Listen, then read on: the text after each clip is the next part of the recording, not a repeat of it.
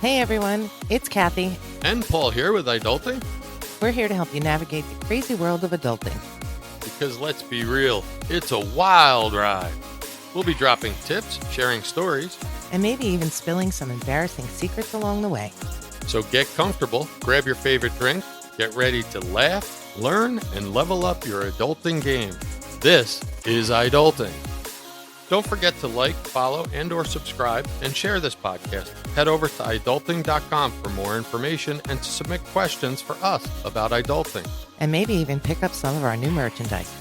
And if you know any fellow adults who need some guidance, send them our way. And feel free to share this podcast freely out there. We'd like to get our numbers up. Welcome back to Adulting. All right, young drivers, listen up.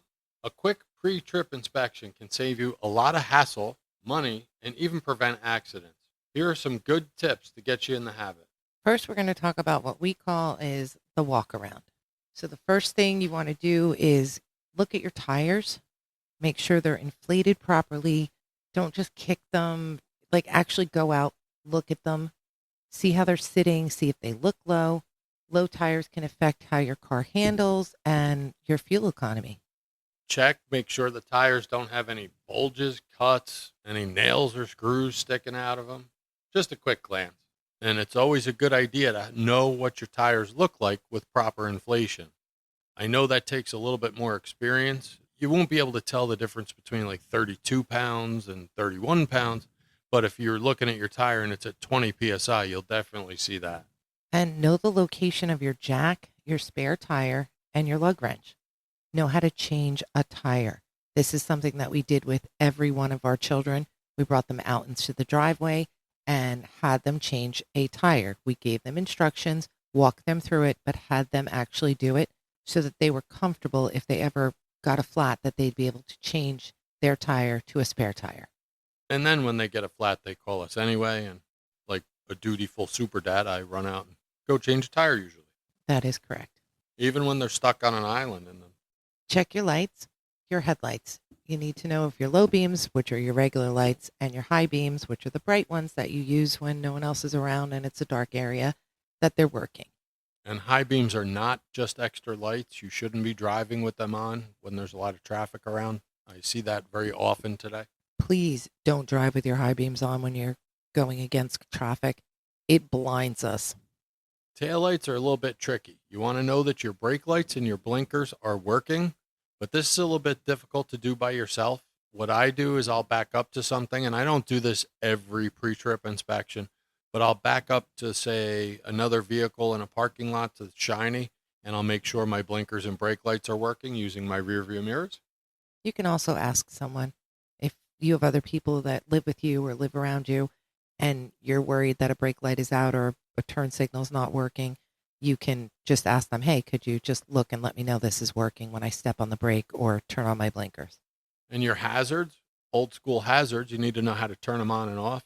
It's usually the little triangle on your dashboard somewhere, push button in today's car. And keep your car clean. So if you go to the car wash or you're outside in your driveway washing your car, make sure you do things like the windows and the mirrors and the headlights. Now, mirrors and windows are important to keep clean and adjusted. We just had a mini debate about, do you actually check your mirrors when you're pulling out of a parking lot? Well, yeah, but admittedly, I'm a little bit OCD about things. Okay, I didn't say you actually like it's unheard of. I said you do it every single time you get in your car. I do. And I honestly would also battle ready park every time I park too, but I've broken that habit because it drives you nuts. And you are OCD. Battle ready for younger people is when you back into your spot so you can get out of Dodge quickly if you need to. But you definitely, in the morning, first trip, you want to check your mirrors, both side mirrors and your back mirror. Make sure it's adjusted right, because how bad would you feel driving down the road if you hit an endangered ostrich that was crossing the road because you were actually distracted adjusting your mirror? Or if you're on a multi-lane road and you just need to shift lanes and you hit the front of someone's car because you didn't adjust your mirrors and didn't see them.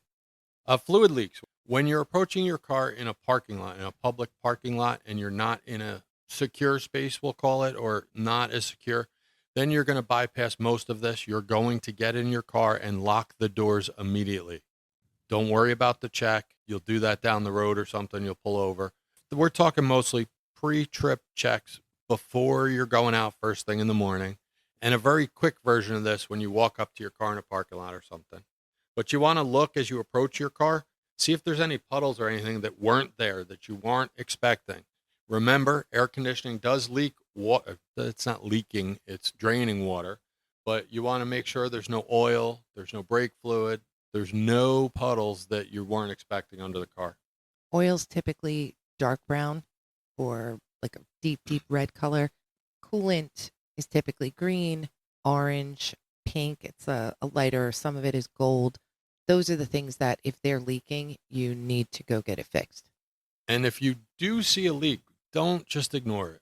Please, please, please don't ignore it. Cars today cost so much money and it costs you so much to maintain them. These fluids that you may see on the ground, if you develop an oil leak overnight and you drain all your oil out, you're going to seize your motor, and that's thousands and thousands of dollars to replace. So if you do see a leak, make sure you get it checked out. If you happen to be living in a situation, say like at home, there's these old parental units. You might be able to say, hey, I think I might have a leak. Can we look at this? Just definitely don't ignore it. When you're inside your car, when you start your car, even when you first turn your key, the dash lights up. There's all kinds of crazy lights that go up. When you start the car, they all go off except the ones that are necessary.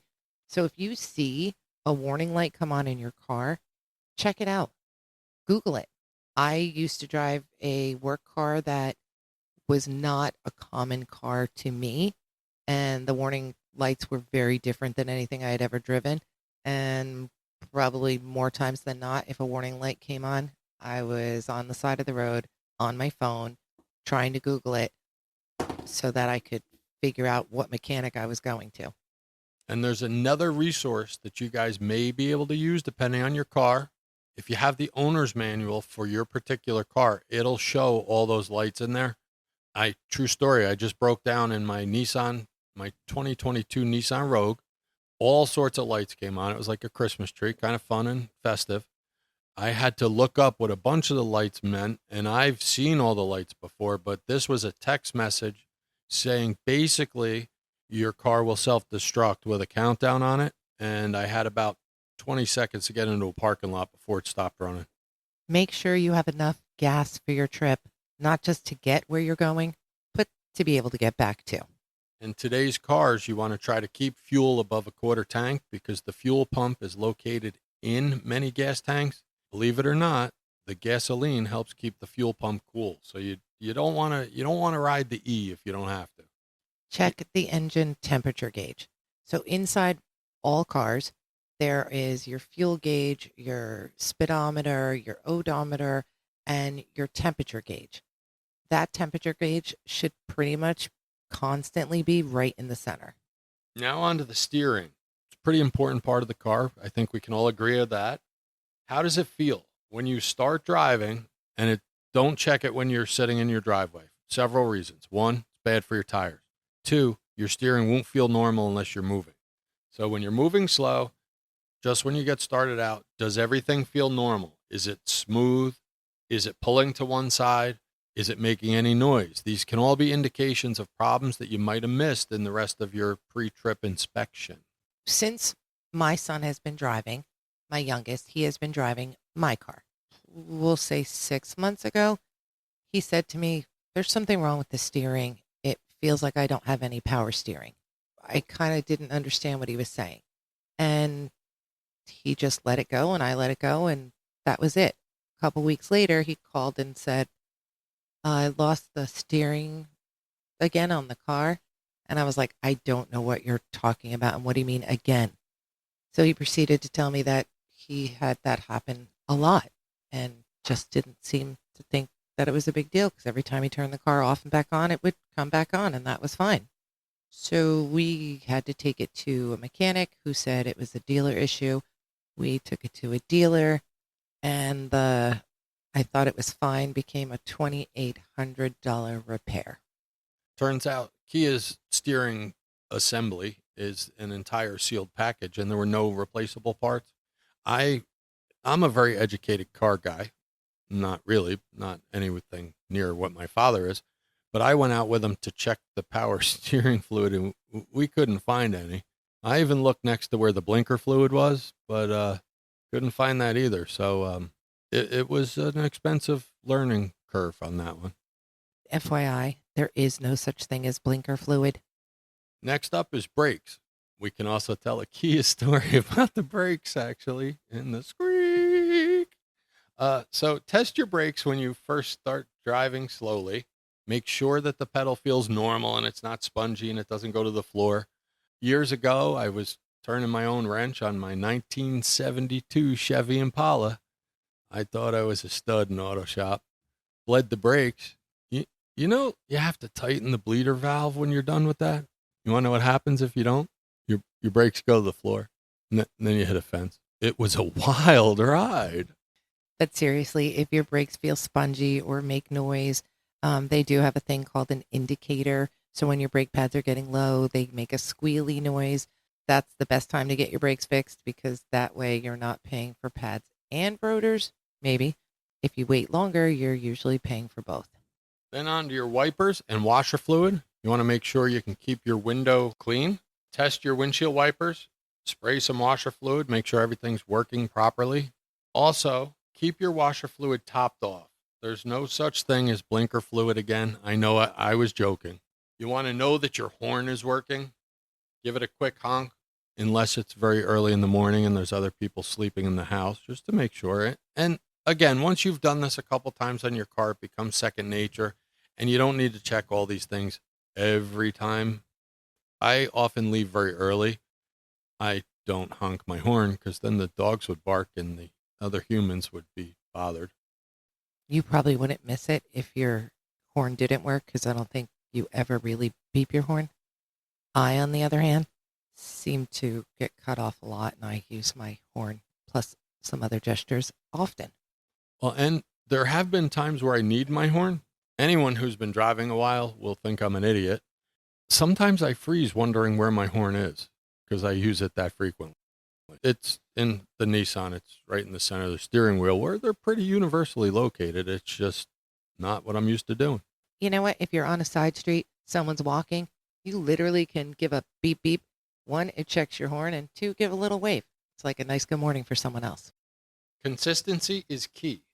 You want to make it a daily habit. If you do it every day, it becomes part of your muscle memory and your driver profile. You just get used to doing it. You don't have to take it to the extremes I do. My background in the fire service and in EMS, we develop driver training courses, and we actually very closely mirror the CDL requirements. So when I say things like pre-trip inspection, that's where that vernacular is coming from, not just safety, Steve. Listen to your car. Pay attention to any new or unusual noises, smells, or vibrations. Trust me, I am the queen of hearing odd things coming from my vehicle, and I have a very distinct way of describing them, which is typically ridiculous, but I know that it's not right. So I know to take it, even if no one else understands how I'm explaining it. I know something's wrong with the car, and I do take it to a mechanic. I do recall once being told, it sounded like you ran over a turkey and dropped a toolbox. Was that the description? Like I ran over a bucket of wrenches Yeah, that was it. because it was the transmission and all the parts were flailing every which direction when the car was trying to drive. So it did sound like that. Sounds like you hit a bucket of wrenches when you lose your transmission. Don't ignore issues. Even small problems can become bigger and more expensive if left unchecked. Issues can become very expensive very quick, and you want to take care of it as early as you can find out what it is.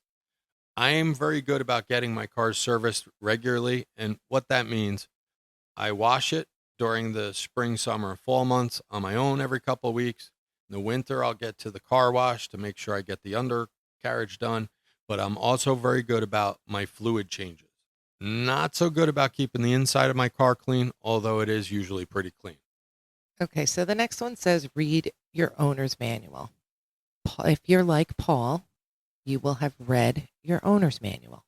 You'll probably even be able to recall about where it is in the book what it is you're looking for. If you're like me, you read it when you need it. So essentially, if something's broken, something's not working, you don't know how to work something, or a light comes on, that's when I open the book. I look at the index, I find what I'm looking for, I read about that specific thing, and I close it and put it back in the glove box. Be aware of your surroundings. It's not technically part of your pre-trip inspection, but it is very important for both while you're operating the vehicle and when you're walking up to your vehicle in a public space to make sure you know who's around, what's around, and that you're safe. Communicate. So if you are using someone else's car, your parents, your friend, a neighbor, a loaner, a rental, if something's making noise or feels funny, make sure when you return that car that you let them know and that it's not something that they have to find out in a few more days when it's worse. Another good habit is use common sense. Sidebar, we've been asked to do an episode about common sense, which we think we'll do in a little while. But keep your car clean, do regular maintenance, such as those oil changes and other fluid changes. It's your transportation, it's crazy expensive. So take pride in it and take care of it. Please, please keep your car clean. Nobody wants to ask for a ride and have to dig through your garbage or old food to find the seatbelt. What are some good tips for young adults about being prepared and set up before you drive? I've reviewed thoroughly and implored all of my children to do this before they do it. In my fire service career and in my EMS career, I've been to hundreds, if not thousands of accidents. I really, really, really get bothered by any type of distracted driving. It's really important to me, particularly as young adults, that you guys get good habits for this. So before you get in, you go down the mental checklist. Know your route. Don't rely always on your GPS. Have a general idea of where you're going, especially if it's a new place. True story.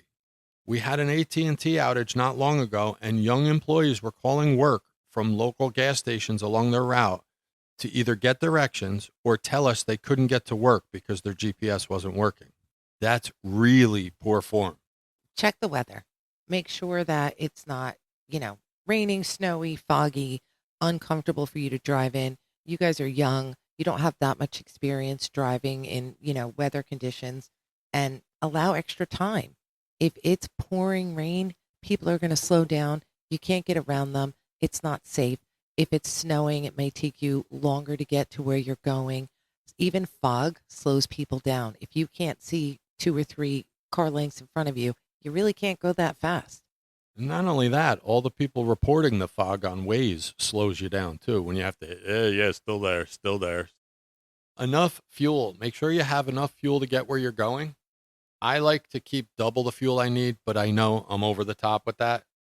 I also fill up basically every time I'm at a quarter tank. Yes, I have gone down to low fuel light. It feels exciting and makes me anxious, and I'm not good at it. When? Was that like once in your life? A few times.